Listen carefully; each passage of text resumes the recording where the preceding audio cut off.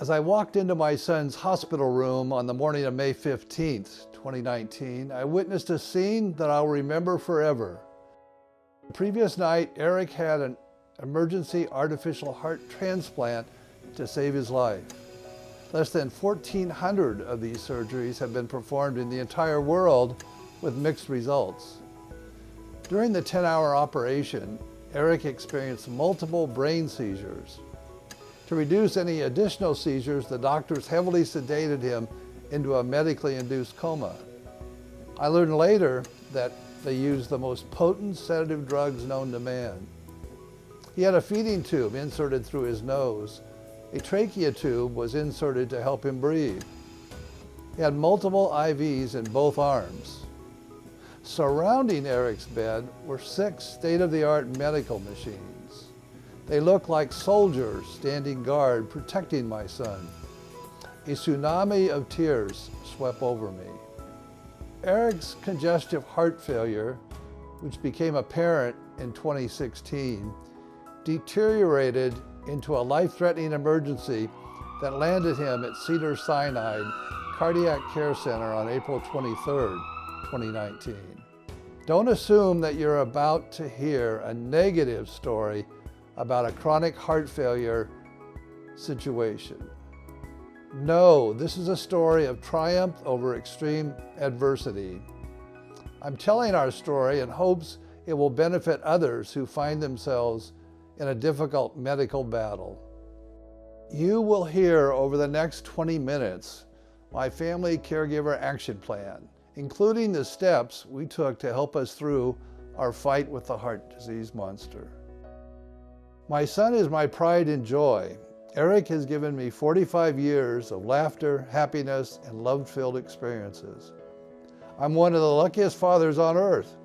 I often thought he had a guardian angel who hovered close to him. I had no idea how important that angel and others would become over the next 6 months. When Cedars-Sinai admitted Eric, my world was turned upside down. I was consumed by a sense of pure panic. How would I be able to understand the medical terminology? What should be my role as a father caregiver? How do I deal with all the uncertainty and anxiety? How will we make the best possible decisions on surgery options? I found certain fundamentals gave me strength and formed a kind of armor shielding me in the battle with the heart disease monster. My armor was composed of friends, education, experience, self-care, asking questions, and prayer. I love Eleanor Roosevelt's quote, "Many people will walk in and out of your life, but only true friends will leave footprints in your heart." I'm incredibly fortunate to have such terrific friends. The advice I received from them was priceless. Examples include routinely focus on positive daily thoughts. Another, increase the amount of aerobic exercise to help reduce stress and anxiety. Another friend sent me the last sentence of his son's bar mitzvah speech, which read, quote, "Life is a journey. It may be tough at times. You will be tested, and there may be defeats along the way, but we are often much closer to victory if we can just maintain a positive attitude," unquote. I posted this up in large letters on Eric's hospital room wall. Your son will need an advocate while in the hospital was another tip. And another friend told me where to file for any disability claims.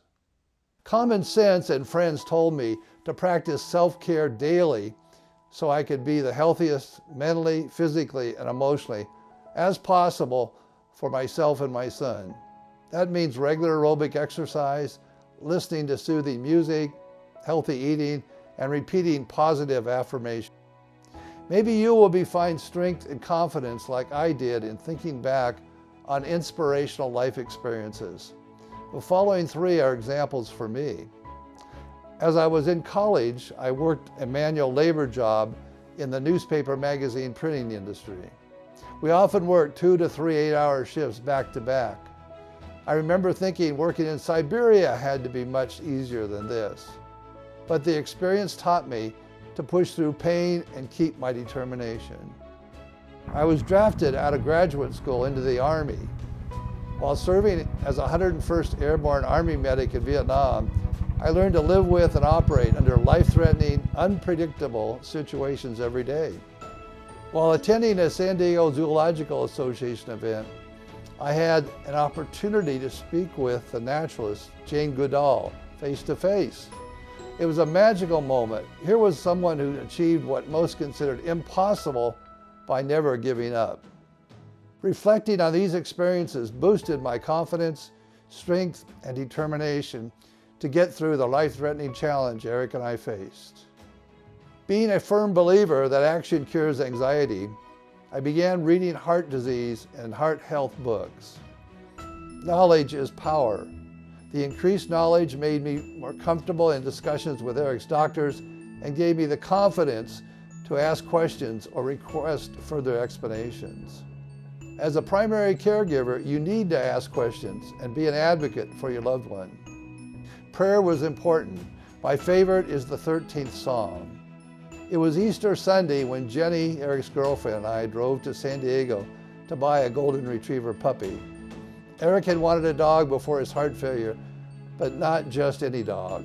He wanted a golden retriever pup. I figured a puppy was a sign of love and hope, and I knew my son, and I just knew he would need a companion to support him in his recovery. We experienced one of the few funny moments during this ordeal when Eric opened his eyes and said his first words after 43 days in a medically induced coma. I asked him, "What can I bring you?" His response was, "Dog." During Eric's chronic heart failure battle and surgeries, I felt like I was locked on a wild, emotional roller coaster, flying at lightning speed through the dark forest of hell. On April 23rd, Eric was admitted to Cedars-Sinai Medical Center. Following, he had an Impella surgery on the right ventricle. Then within a few days, he had a second surgery of an Impella surgery on the left ventricle. Neither of those were successful. He then had an artificial heart operation, and on September 15th, he had the human heart transplant. I clearly remember the day like it was just yesterday when Eric's lead cardiac doctor came into his room to discuss the urgent need for Eric to have an artificial heart implanted in order to stay alive. Eric was lying in bed. They laid the device on his lap and explained how it would work. The artificial heart is constructed of biocompatible plastic and was powered by an external pump. We would receive 2 additional pumps as backup in case of emergency. That was the day it seemed like we entered the world of science fiction. Eric became a candidate for a real-world Iron Man role. The operation was not optional but essential to keep Eric alive while he waited for a human heart. While Eric was in a coma, he was losing ground fast. I mentioned earlier the concern about additional brain seizures. The neurological doctors had no way of knowing until he woke up if the brain seizures caused severe brain damage. His kidneys were beginning to fail him.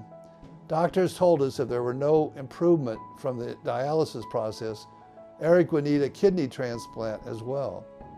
He had an eye infection and liver problems. He was taking antibiotics for a severe stomach infection.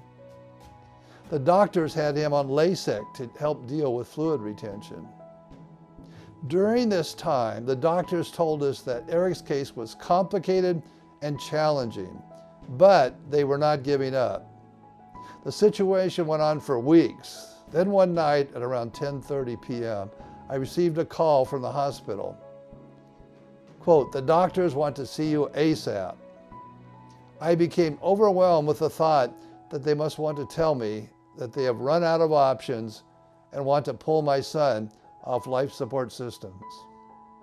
I was overwhelmed thinking my son would die. The next morning I met Eric's doctors and got unexpected good news. His team of doctors remained committed to finding a solution for Eric. Eric's situation gradually turned around and he awoke from his coma on the 43rd day. Eventually, the hospital allowed us to bring Angel to see him. When little Angel got to visit Eric, she sat on his lap, seeming to take her role as his guardian angel naturally. Here is Eric with his artificial heart pump outside the hospital, getting to know his dog, Angel. Cedars-Sinai informed us it was impossible to estimate how long Eric would need to live with his mechanical heart. He faced two huge challenges. His body needed time to recover and heal from the surgery, and no one could predict how long we would wait for a human heart donor. Cedars-Sinai trained me as the primary emergency response person. It required that I be with Eric 24 hours a day, 7 days a week. I could not be replaced by a temporary health worker or RN because they might not be properly trained to handle the situation if the artificial heart malfunctioned. My armor served me well during this crucial time. Speaking of angels, Eric and I had a wonderful flock of outstanding angels. The surgeons, the doctors, the RNs, the physical therapists, technicians, friends, and neighbors who seemed to always be there. There were too many to name. We will forever sincerely cherish their help. If there was an award for the most outstanding caregiver angel, the award would go to Jenny Doping, Eric's girlfriend, who was there many, many times to support Eric and me. On September 15th, 2019, Eric went through a successful human heart transplant. They told us only that it was a heart from an 18-year-old male. We are incredibly grateful for the gift of life and selfless act made by a generous donor family. On December 8th, 2019, Cedars-Sinai held a celebration of life event for their heart and lung transplant patients and family members. During the event, it was hard to hold back the flood of tears of joy. Eric, Jenny, and I are forever grateful for Cedars-Sinai Cardiac Center's world-class surgeons, doctors, RNs, and others who made Eric's survival possible. Let me briefly restate the family caregiver lessons I learned. Friends can be most helpful. Educating yourself on the illness is crucial. Stay positive in your daily thinking. Take care of yourself as a caregiver, and acknowledge and appreciate the angels. The moral of this story is that terrible things can happen to any of us. It is the actions we take that can make the experience less painful.